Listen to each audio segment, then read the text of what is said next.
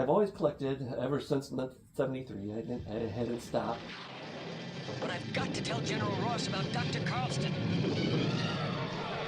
Up in the sky, look!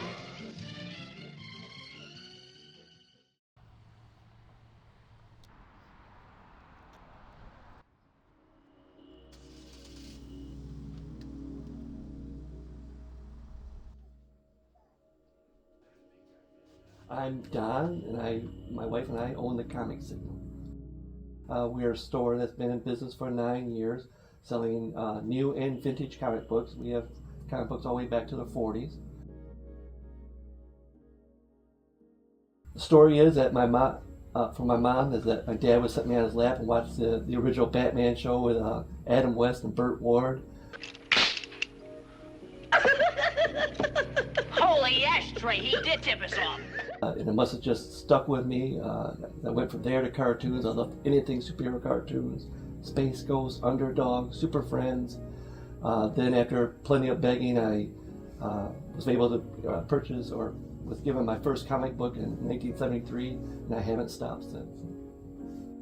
Start with your favorite character, or a character that you really like, or a genre. Some people like Star Wars, some people like Westerns, some people like horror.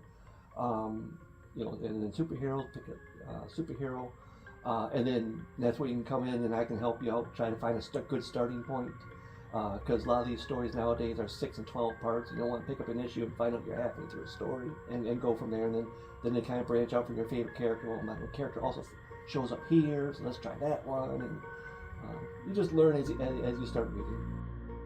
After building my collection to about 50,000 comic books or more, I kind of got to the point in my life where I'm thinking, well, what am I going to do with these? And my daughter, who was attending Grand Valley at the time, said, well, maybe you should look into opening a comic book store. And my other job, my previous job, a few different things happened and made me want to reevaluate what I was doing in my life, and thought, well, we'll give it a try. And we've been very blessed to be here now 9 years. It's gone very well. She issued an executive order earlier today ordering the closure of all restaurants, bars, gyms, casinos, movie theaters, and libraries. Restaurants can still provide takeout and delivery service. It was the thing that hurt was uncertainty. The thing that kind of affected it. You just didn't know every day what was going on. But it was new for the country. We'd never gone through anything like this before, so everybody was trying to be safe. But we have such a good and loyal base of customers. Everyone's calling, can I pay for my comics ahead of time?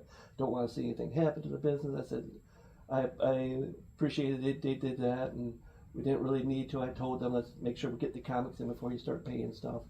And then then they allowed curbside service for a while, and then once we were finally able to open, we've been going full swing. Be passionate and patient, both.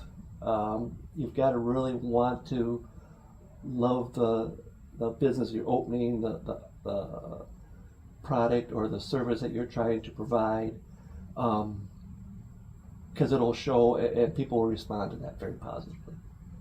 It's been very, very rewarding.